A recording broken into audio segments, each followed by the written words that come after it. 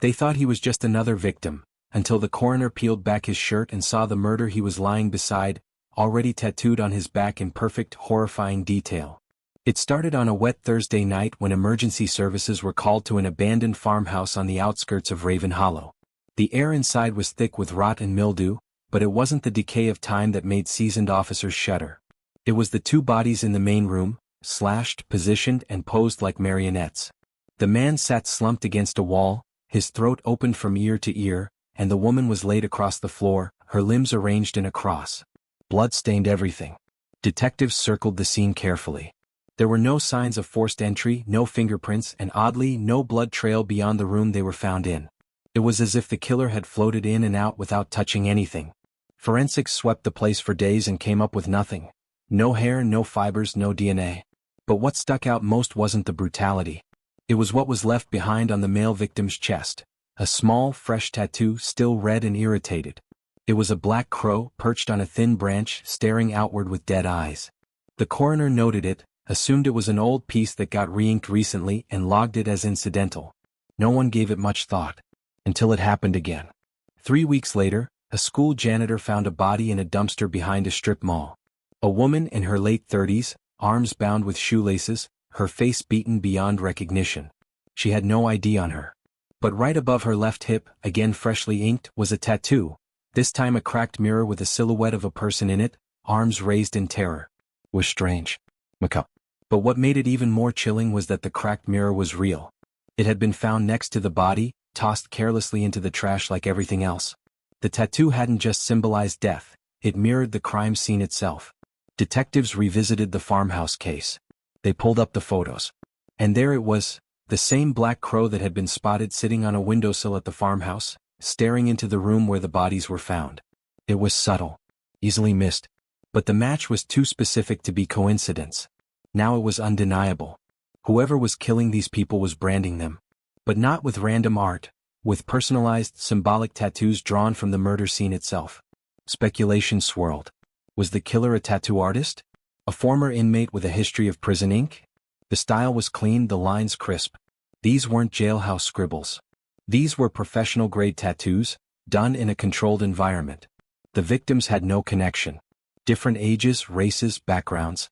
They didn't work together, didn't live near each other, didn't share any online communities.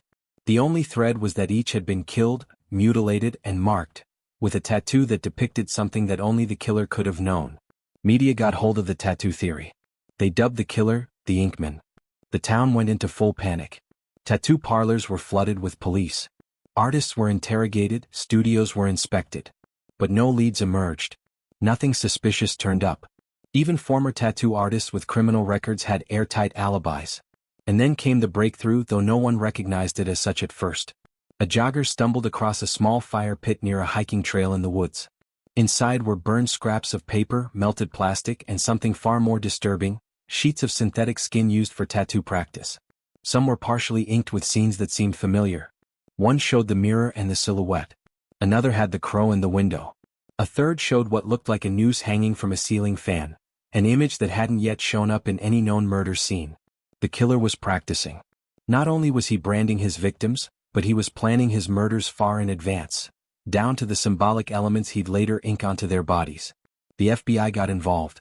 Criminal profilers built a psychological model, a control-obsessed, meticulous killer who ritualized his violence through body art. Each tattoo wasn't just a signature, it was a memory, a diary entry, a memento. Something told them he wasn't doing it just for shock value, he was preserving something. Recreating the moment of death not only through violence but through design. A new task force was formed and pressure mounted. Locals were terrified to go out at night. Tattoo shops saw a sharp drop in business. Suspicion was everywhere. People began accusing each other. And yet, even with all eyes watching, another body turned up, this time in the middle of a park during daylight. A young man strangled with a belt, eyes gouged out. The tattoo on his thigh was unmistakable, a tree with an owl peering from within its hollow trunk. An owl statue had been found perched on the park bench next to him. The killer was escalating, becoming bolder, taunting the public and the police alike. And he was still out there, watching, drawing, planning. Because every crime wasn't just an act of murder, it was a canvas. and his body was slowly becoming a museum of death. It was just past 3 a.m. when the 911 call came in. Another body discovered in the city's industrial zone, slumped beside a trash bin behind a diner that had been closed for renovations. When officers arrived, they initially assumed it was another unfortunate homeless man who had died from exposure or an overdose. But when they rolled the body over, the similarities to previous cases hit them instantly. The man's neck had a precise incision, clean, intentional, surgical. Not random violence. And then they saw the tattoos. What was first mistaken for a heavily tattooed individual turned out to be something far more deliberate. The tattoos weren't random artwork or personal expression, they were scenes. Full, hyper-detailed crime scenes. And not just any scenes. One officer leaned closer and recognized the depiction inked across the man's back. A room with blood on the walls, a window broken, a couple lying motionless. It was the farmhouse. The first murder. Every detail was exact. From the arrangement of the bodies to the placement of a tipped-over lamp. It wasn't an interpretation. It was a copy. More officers arrived. Photos were taken. Forensics began the process of documenting every inch of the corpse. What they uncovered made everyone step back. There were more tattoos, 14 to be exact, each one matching scenes from previously investigated murders. Not just the victim's positions but the surroundings, the symbols, the objects left behind. It was all there. All of it, tattooed onto one man. He had been walking around with these scenes carved into his flesh. Inked in such vivid realism that even the blood splatter had depth. Even more disturbing was the fact that many of these tattoos contained details the public never knew. Details only the killer, or the investigating officers, would have known. A stain on the wall shaped like a handprint. A broken chair missing one leg. A ring dropped beside a bathtub. All captured in ink. There was no longer a question. This wasn't a bystander. This man was the killer, or at least he had been. But if he was the killer who had killed him? That question turned the entire investigation on its head. The body bore no signs of struggle. No defensive wounds. He hadn't fought back. In fact, the coroner later determined he had likely been sedated before being killed. The incisions were precise, possibly the work of someone with medical training. But what shocked investigators most wasn't the death, it was what they couldn't explain, the final tattoo. Positioned along the man's ribs was a half-finished image. The outlines were faint but clear. It looked like an office desk, papers scattered across it, and a figure slumped forward. The outline of a badge on the figure's hip was visible. A second figure stood over them, face obscured, hand raised with something sharp. It wasn't done, there was no color, no shading. Just rough outlines. But everyone who saw it had the same realization. This scene hadn't happened yet. The killer had inked his own body with scenes of crimes he had already committed, and one that hadn't happened. Or at least not yet. The image was unmistakably one of a murder-to-be. Not just a memory but a prophecy. And the badge number that could barely be made out? It belonged to one of the lead detectives on the case. The precinct turned inward fast. Investigators who had worked side by side now looked at each other with suspicion. If this man was the killer, then someone else knew what he was planning. Someone else helped him, or was still carrying out his work. Background checks on the dead man revealed almost nothing. No ID, no prints on record, no known address. Facial recognition came up blank. He didn't exist in any government database. But the tattoos, those were his biography. A journal not written in ink on paper but burned into skin. The theory took shape quickly. The man had been documenting his crimes not just as trophies, but as records. Each tattoo a testament to his control, his mastery. He didn't just kill, he curated. Preserved the memory of each act like a twisted artist building his own museum. But for what purpose? Pride? Obsession? Or to pass something on? Investigators began poring through surveillance footage, witness reports, and artist registries. No one had ever seen this man at any local tattoo parlor. Which meant one terrifying thing: he had done the work himself. The angles, the coverage, impossible to pull off alone. Unless he wasn't alone. Unless someone else had been helping him. Someone who was still out there. Psychological profiling shifted dramatically. This wasn't the work of a lone psychopath anymore. This was ritualistic, obsessive, and shared. Like a cult with only two members, one dead, one still operating in the shadows. The partially finished tattoo became the focal point. The woman in the image. The office. The badge. Every officer at the precinct was accounted for, and still the fear crept in. They were being watched. Someone knew their routines, their vulnerabilities. Security around the detective was heightened. Officers were instructed to travel in pairs. But the paranoia only deepened. If the dead man had been trying to warn them, or pass along the final scene, was it a cry for help? Or a setup? The more they stared at the tattoos, the more they realized they weren't just images.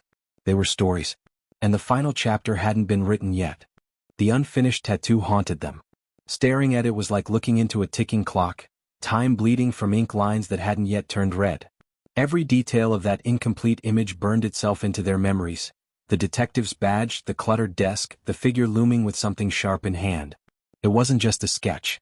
It was a premonition, and the person it threatened, Detective Mira Holloway, was suddenly at the center of a case she thought she was solving. Mira had spent months chasing this killer, poring over crime scenes, profiles, timelines. Now she was the next scene. Despite extra security and precautions, she couldn't shake the feeling of being stalked. There were moments, brief, almost imperceptible, when she thought she saw someone in the shadows near her building. Her desk drawers had been moved slightly. Files left on her desk were rearranged in ways she never would have. She told herself it was paranoia. Maybe sleep deprivation. But in the pit of her stomach, she knew better. The precinct felt colder, quieter.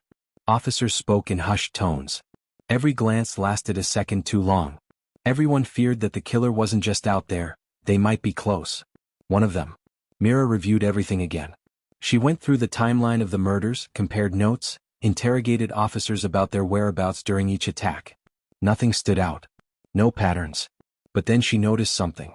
Each of the previous murder scenes, the ones tattooed on the dead man's body, had a particular item in common. Something seemingly irrelevant. A small object moved or placed deliberately. A music box at the farmhouse. A crushed Coke can at the dumpster. A child's toy in the park. They had all seemed like clutter or coincidence. But when she pieced it together, each object matched something on the killer's skin. They weren't just background details, they were markers. Signatures. But more importantly, these objects had no logical connection to the victims. They weren't theirs. Someone had brought them there. This was ritualistic staging. And it meant something even more chilling. The killer wasn't choosing victims at random. He was choosing locations, then scripting the scenes, props and all, before killing. The bodies were actors, their deaths part of a performance. And now Mira was next in the script. She returned to her office late that night, well after most of the staff had gone home. She told herself it was to get ahead on reports, but really she needed to be there, alone. She needed to look at her own space the way the killer might have. What would they see? What object would they choose as a symbol for her murder? As she sifted through papers on her desk, she noticed something off. The photo frame of her and her younger brother, once perfectly aligned, had been tilted slightly forward. She hadn't touched it in weeks. Her chair was lowered an inch. Her coffee mug, usually clean and untouched unless in use, had a faint ring of liquid inside. She hadn't used that mug in 2 days. Someone had been here. Panicking, she locked her office door and called for backup. But no one answered. The internal comms were silent. She pulled her weapon and pressed her back to the wall. The silence was suffocating. Then from the hallway she heard the faintest sound, a slow dragging noise like rubber soles against tile. Her heart pounded. She stepped closer to the door, listening. The dragging stopped. Then came a knock. Soft. Methodical. 3 times. Mira didn't open it. She moved to her desk and flipped the emergency trigger under her drawer. It would alert dispatch and activate cameras. But nothing happened. The cameras were down. The feed had been cut. A 4th knock, louder this time. And then a voice. Mira? I finished the last piece. She froze. That voice wasn't familiar, not exactly. But it had a tone, calm, smooth, like someone narrating a bedtime story. And behind it, amusement. Like he'd been waiting for this moment. Then came the envelope slipped under the door. She hesitated before picking it up, gun still trained at the door. Inside were photos, close-up shots of her office, her desk, her apartment. One photo showed her sleeping. It was taken from inside her bedroom. The last photo was of the tattoo, completed. It was her desk, her badge, and her slumped body. Finished now with red ink. Blood-colored lines running across the figure's chest. The signature was complete. But she was still alive. Which meant he'd already planned the kill, already finished the art, and now was simply waiting to carry it out. Then came the realization that twisted everything. This wasn't about her. Not just her. The killer hadn't been acting alone. The tattoos weren't just memories, they were instructions. Each one recorded a scene for someone else to replicate. A guidebook in ink. That's why they were so detailed. That's why the first body was found tattooed head to toe. He wasn't just preserving his own axe, he was training a successor. Or maybe, several. Mira turned to her office window. Just beyond it, across the street, was a man watching. His sleeves were rolled up. Even from this distance she could see the ink, fresh, unfinished, bleeding slightly from the skin. The killer wasn't dead. He was multiplied. And the next scene had already begun.